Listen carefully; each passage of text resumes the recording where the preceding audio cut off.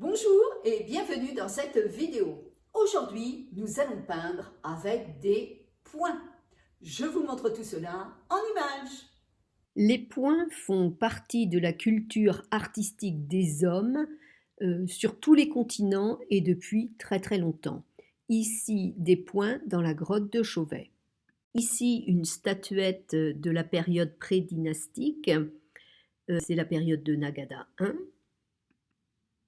On change de continent avec cette figurine de Valdivia.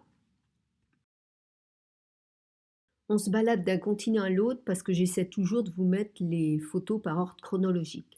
Donc cette magnifique louche est faite en or. Une statuette japonaise.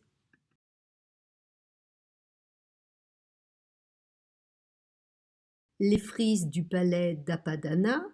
Elles se situent dans la ville de Persépolis. Je ne vais pas vous embêter avec un tas d'œuvres avec des points. Mais regardez autour de vous quand vous allez au musée, regardez l'architecture, il y a énormément de points partout. Un petit mot sur les cultures aborigènes d'Australie. On les caricature trop souvent par un art du point. Les points sont apparus au XXe siècle pour cacher la signification des signes représentés sur les peintures. Je vous raconterai ça une autre fois. Aujourd'hui, vous allez avoir besoin d'un petit carré d'environ 8 à 10 cm de côté, de peinture et d'outils pour faire les petits points. Pour faire les points, j'ai utilisé des pics à brochettes de différents diamètres et aussi un crayon pour faire les gros points. Je vous conseille de faire d'abord vos essais sur une petite feuille à part.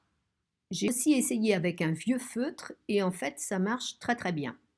Vous pourriez d'ailleurs me dire qu'on pourrait tout simplement utiliser des feutres. Oui, mais avec la peinture, on a du volume et ça donne un petit cachet. Vous commencez par tracer les diagonales du carré. Elles vont vous guider pour faire les points. Et ensuite, vous faites un gros point avec un crayon au centre. Et puis après, vous voyez, au fur et à mesure, j'ai fait des points autour, j'ai fait des points le long des diagonales. En fait, là, votre créativité peut se déployer à loisir. Voilà, le carré terminé. À droite, j'en ai fait un autre en utilisant le même principe. Et en voici un troisième sur une double page. Cette vidéo fait partie du défi Art Créatif 365 de 2021. Je vous montre maintenant quelques réalisations des participantes.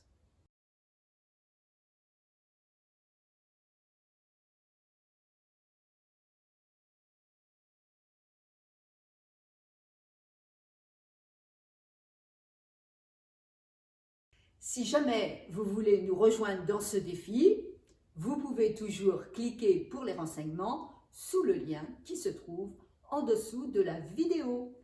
À bientôt pour une autre vidéo.